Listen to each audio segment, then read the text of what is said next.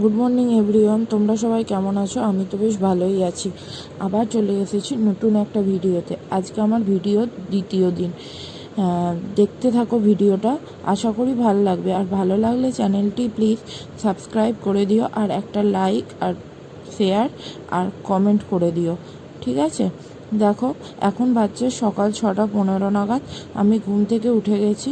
ঘুম থেকে উঠেই প্রথমে আমি রান্নাঘরে চলে এসেছি, কারণ আমাকে রান্না করতে হবে। আমার হাজব্যান্ড অফিস যায়, ওই জন্য আমাকে রান্না করতে হবে, কারণ সে লাঞ্চ নিয়ে যায় আজকে। তা ওই জন্য 8:30টার সময় অফিস দেয়, তার মধ্যে আমাকে রান্না বান্না সব করে রেডি রাখতে হবে।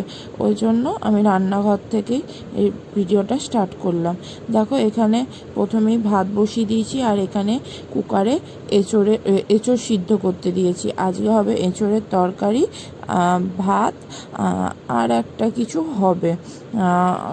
ওই জন্য এঁচোড়টা আলু দিয়ে করবো, তাই আলুতে জল দিয়ে রাখলাম। আর এইদিকে দেখো, আমি ফ্রিজ থেকে তোমার আদা বাটাটা বার করে রাখছি। আমি আদাটা বেটে ফ্রিজে স্টোর করে রাখি, প্রায় 10-12 দিন, খারাপ হয় না। একটু নুন আর একটু সর্ষের তেল দিয়ে টিফিন কৌটোতে করে রেখে দিই, ভালোই থাকে, কোনো রকম গন্ধ বা কিছুই হয় না। আর সকালবেলায় ধরো আদা বেটে এই করে রান্না করা একটু অসুবিধাই হয়, ওই জন্য আদাটা আমি বেটেই রাখি। এইদিকে দেখো, আমার রান্নাও হয়ে গেছে।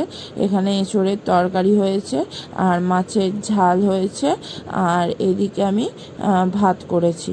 আর আজকে কিছু করিনি। এই করতে করতে আমার হাজব্যান্ডও ঘুম থেকে উঠে গেছে, আর ওর জন্য আমি চা বসিয়ে দিয়েছি।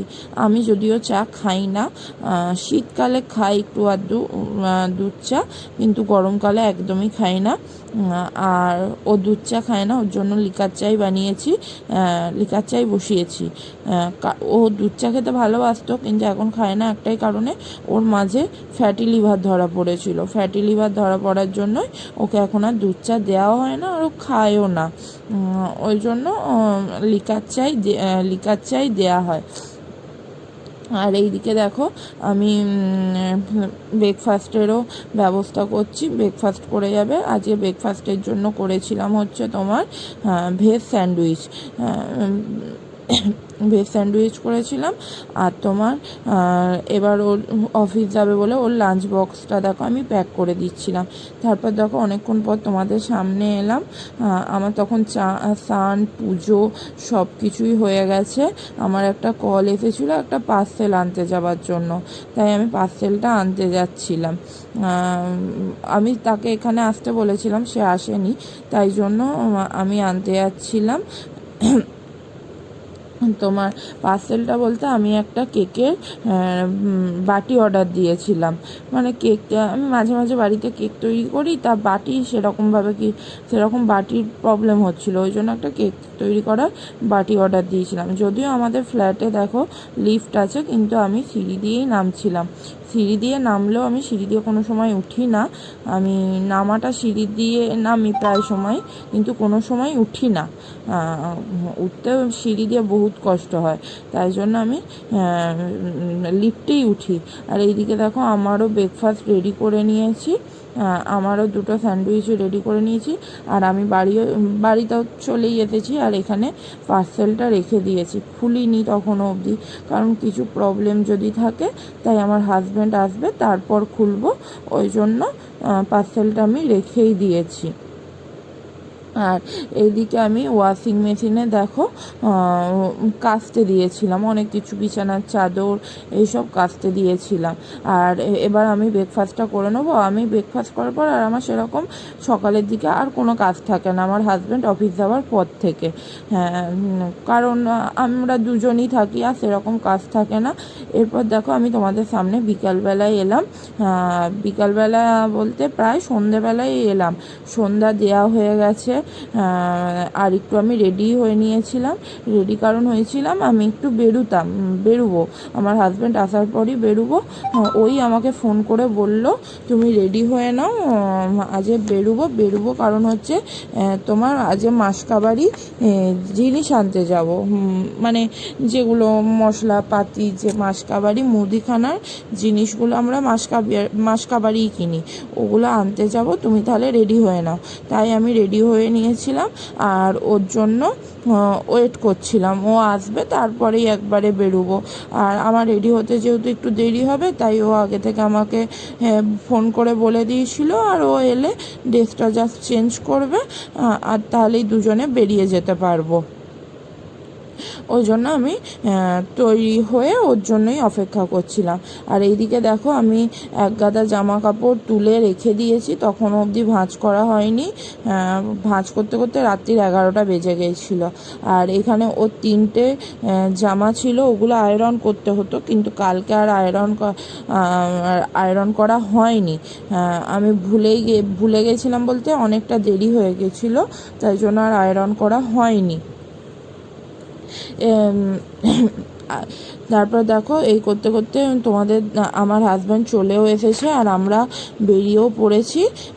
বেরিয়েছি। প্রথমে একটুখানি ওর খিদে পেয়েছিল বলে ও বললো একটুখানি কিছু খেতে যাব, তা আমরা একটা সামনেরই স্ট্রিট ফুডে যাচ্ছিলাম। এখানে জানো তো কোনো নন ভেজের দোকান নেই, এখানে যা খাবে ভেজ। এমনকি আমরা যদি জানতে পারে, আমরা মানে যেই ফ্ল্যাটে থাকি সেখানে আমরা নন ভেজ খাই, আমাদেরকে সঙ্গে সঙ্গে সেই ফ্ল্যাট থেকে তুলে দেবে। মানে এখানে বেশিরভাগ লোকই সব যায়। আর আমরা দেখো এখানে মোমো খেয়েছিলাম। এখানে 50 টাকায় 12 পিস মোমো দেয়, ভেজ মোমো আর ফ্রেঞ্চ ফ্রাই খেয়েছিলাম, বেশ খেতে ভাল লাগে। আর এই দুটোই খাই। তারপরেই দেখো খাওয়া হয়ে গিয়ে আমরা আবার এবার যাচ্ছি আমরা ওই বললাম মাসকাবারি সব জিনিসপত্র নেবো, তাই জন্য আমরা যাচ্ছি। আমরা মাসকাবারি জিনিসপত্র একবারে স্মার্ট বাজার থেকেই নিয়ে আসি, কারণ ধরো কোনো জিনিস লিখতে ভুলে গেলাম বা কিছু হলো, তখন ওটা চোখের সামনে, ওখানে তো ধরো সব কিছু চোখের সামনে দেখতে পাওয়া যাবে, তাই দেখে নিতে পারবো বলে। আর মাঝে মাঝে ওখানে টুকটাক একটু অফারও দেয়, তাই জন্য ওখান থেকেই কিনি। কারণ ধরো কিছু ভুলে গেলে সেটা লিখতে যদি ভুলে যাই নিয়ে নিতে পারবো, আর যদি কিছু আনতে ভুলে যাই, আমি কিন্তু ওই সারা মাসে একবারই বাজার করতে যাই, আজ যাওয়া হয় না, কারণ আমার হাজব্যান্ডের একদমই সময় হয় না। ও অফিসে এতই ব্যস্ত থাকে, এসে ক্লান্ত হয়ে যায়, ওই জন্য আমাদের আর যাওয়াই হয় না, আর ও যেতেও চায় না। এবার দেখো আমি বাড়িও চলে এসেছি, বাড়ি এসে আমি ড্রেস চেঞ্জ করে নিয়েছি। এখানে প্রচণ্ড গরম। আর তখন আমার হাজব্যান্ড বাড়ি আসেনি, ও তখন আনতে গেছে মাছ আর দই আর মাছ আনতে গিয়েছিলো।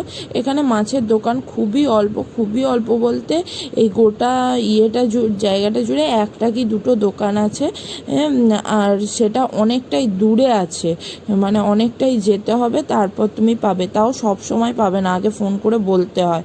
আর এইদিকে দেখো বস্তায় করে মাসকাবারি জিনিসপত্র সব আনা হয়েছে। আর এখানে আমি রাতে ডিনারের জন্য দেখো মুসুর ডাল ভিজিয়ে রেখেছি, মুসুর ডালের বড়া করব, আর ভাতে জল দিয়ে রেখেছিলাম, তাই ওই জন্য মুসুর ডালটা ভিজিয়ে, মুসুর ডালে আমাদের এখানে জানো তো মুসুর ডাল বেটেও খায় শ্বশুর বাড়িতে, ওটাও বেশ ভাল লাগে। আর এখানে অফিস থেকে আসার পর আমার হাজব্যান্ডের টিফিনগুলো রেখে দিয়েছি, লাঞ্চ বক্স, এগুলো ধুতে হবে, এগুলো আমি এখন ধুয়ে নেবো। দেখো আমার ধোয়াও হয়ে গেছে, আর ও মাছটা এখানেই রেখে দিয়েছে।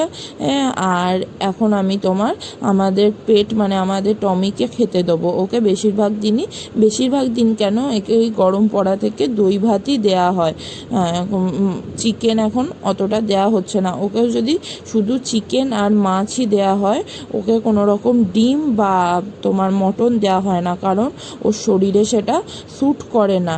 আর ওকে দই ভাতটাও খুব ভালো খায়, চিকেন দিলে ও চিকেনটা বেছে বেছে খেয়ে নেয়, ভাতটা খায় না, ওকে খাইয়ে দিতে হয়। দেখো না হলে ও গোটা জায়গায় ভাতটা ফেলে ছড়াবে, এক ফোঁটাও খাবে না, ওকে পুরোপুরি খাইয়ে দিতে হয়। আর আমি খাইয়ে দিই,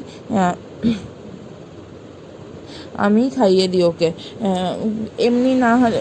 আর দেখো আমি এবার ওকে খাইয়েও দিচ্ছি, ওকে এইভাবেই আমি খাইয়ে দিই প্রতিদিনকার, নাহলেই ও বললামই তো ও ভাত পুরোটাই নষ্ট করে, এক ফোঁটাও খাবে না, কিছু না, পুরোটাই ফেলে নষ্ট করবে।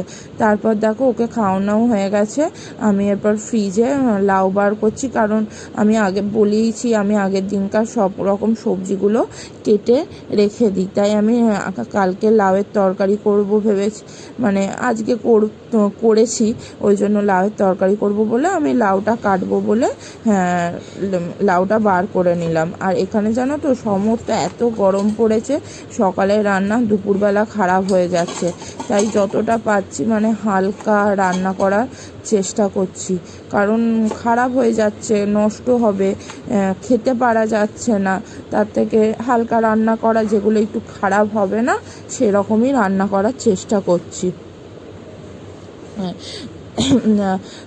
সেরকমই রান্না করছি। আর কালকে বেশি কিছু মানে রান্নার প্ল্যানে ছিলও না, ওই লাউটা কাটছিলাম, লাউয়ের তরকারি হয়েছে, আর তোমার মাছ হবে আর ডাল সিদ্ধ দেবো, এইটুকুই আর কি, আর কিছু রান্না করা হবে না। আর এইদিকে দেখো আমি মাসকাবারি জিনিস এনেছি, দেখালাম, সেগুলো আমি যেটাতে যেটা রাখা সেটা রেখে গুছিয়ে রেখে দিয়েছি। আর এক্সট্রা জিনিসগুলো এই বালতির ঢাকা লাগেনি।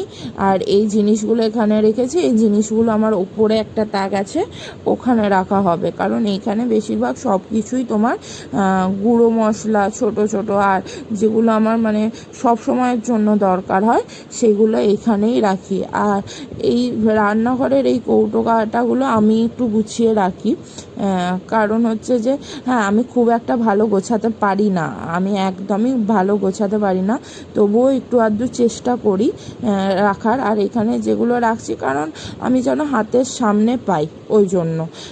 আর এইখানেই আমার গ্যাস ওভেনটা আছে, তাহলে আমার যখন যেটা লাগবে আমি টুকটাক করে নিয়ে করতে পারবো, আমার অসুবিধা হবে না। ওই ওপর নিচ করতে প্রচণ্ডই অসুবিধা হয়, ওই একবার ওপরে ওঠো একবার নিচে। আর ধরো ডালগুলো নিয়ে নিলাম ঠিক আছে, কিন্তু এই মশলাপাতি তো আমার কন্টিনিউ লাগেই, ওই জন্য তোমার আমি এখানে আমার মতো করে রেখে দিই। আর এখানে দেখো আমি মাছে নুন হলুদ মাখিয়ে নিয়েছি, আর এখানে মুসুর ডাল বড়া ভাজছি। এখানে একটু ধনেপাতা দিলেও ভালো লাগতো, কিন্তু আমার ধনেপাতা ছিল না বলে আমি ধনেপাতা দিতে পারিনি। আমি ওই তোমার পেঁয়াজ কুচো দিয়ে আর মুসুর ডালের সাথে লঙ্কাটা বেটে নিয়েছি, যে মুসুর ডালের বড়াটা করছি। আমার বেশ মুসুর ডালের বড়া খেতে ভাল লাগে, আমরা মুসুর ডালের বড়ার তরকারিও খাই। আর আজকে রাতে তো বললামই এই মুসুর ডালের বড়া হবে, আর এই একটু এঁচোড়ের তরকারি আছে, ওটা ভাত আর মাছ ভাজবো। আর দেখো এরপর তোমাদের সামনে চলে এসেছি, এখন আমরা ডিনার করব, তাই বলছিলাম টাটা, গুড নাইট, আবার আসবো নতুন একটা ভিডিও নিয়ে কালকে তোমাদের সাথে। আর যদি ভিডিওটা ভালো লাগে একটু লাইক কমেন্ট করে দিও প্লিজ, আর শেয়ারও করে দিও, সাবস্ক্রাইব